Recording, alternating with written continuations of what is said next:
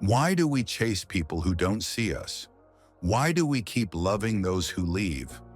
We call it love, but deep down, it feels like desperation, like emptiness disguised as devotion.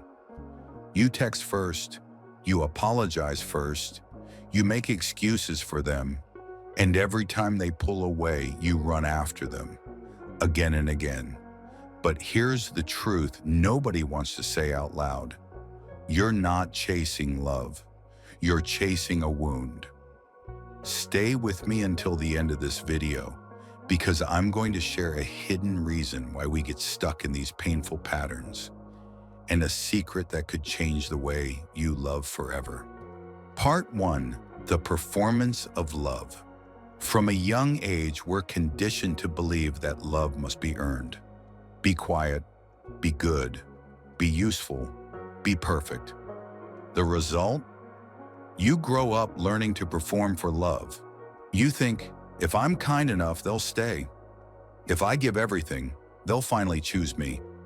If I love hard enough, they won't leave. But real love doesn't need a performance. Real love doesn't ask you to shrink. It doesn't make you chase. If you're always running after someone's attention, it's not love, it's survival. Part 2. The psychology behind chasing. Let's look deeper. Not at the behavior, but the root. Why do you chase? Because at some point in your past, love was inconsistent.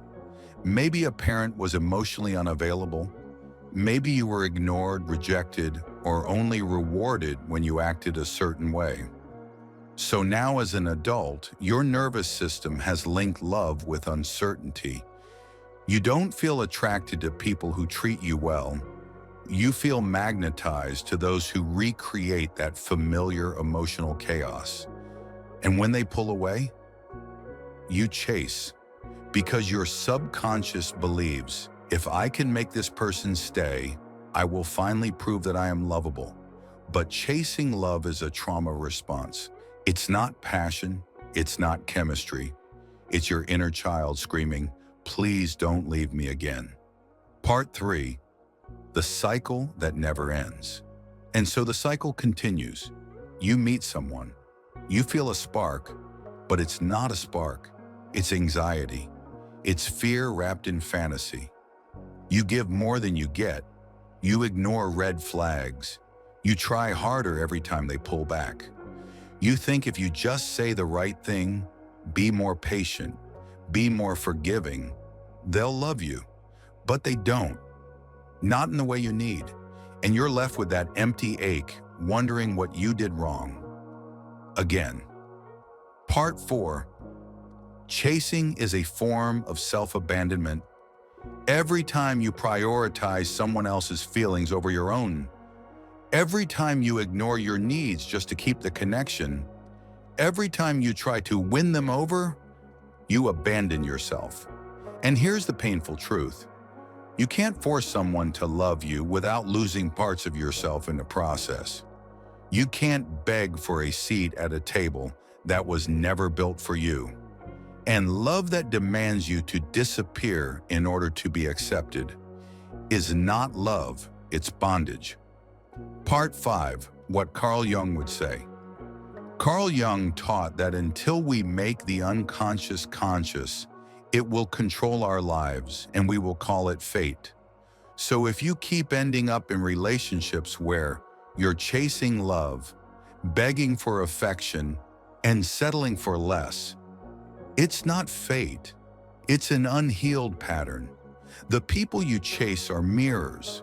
They reflect your own sense of unworthiness. They show you where your heart still aches, where your soul still doubts itself. But the good news, once you become aware of the pattern, you can break it. Part 6. What real healing looks like. So how do you stop?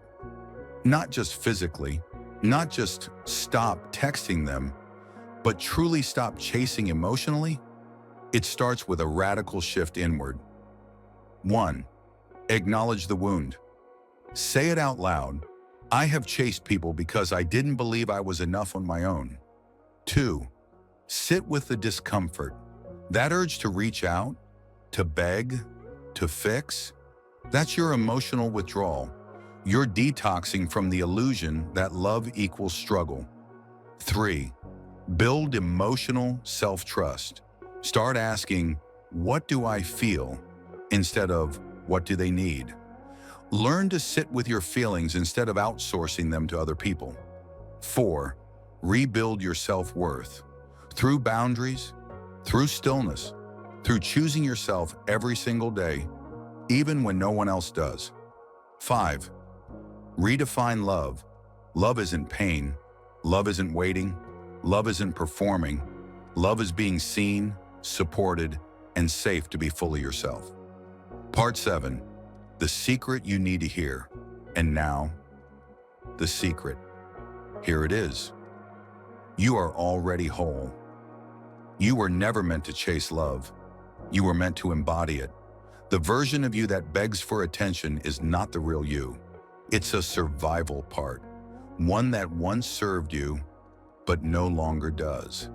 When you stop chasing, you meet the most powerful version of yourself. The one who chooses love, not out of fear, but from fullness. You stop asking, will they love me? And you start asking, do I feel safe, seen, and respected with this person? Because the healed you no longer needs to be chosen. You already chose yourself. Outro, call to action. If this message resonated with you, leave a comment and tell us, what pattern are you ready to release?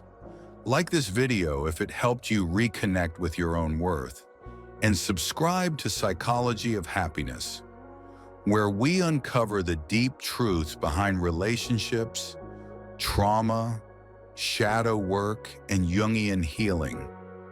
Your journey to love doesn't begin with someone else. It begins the moment you stop chasing and start coming home to you.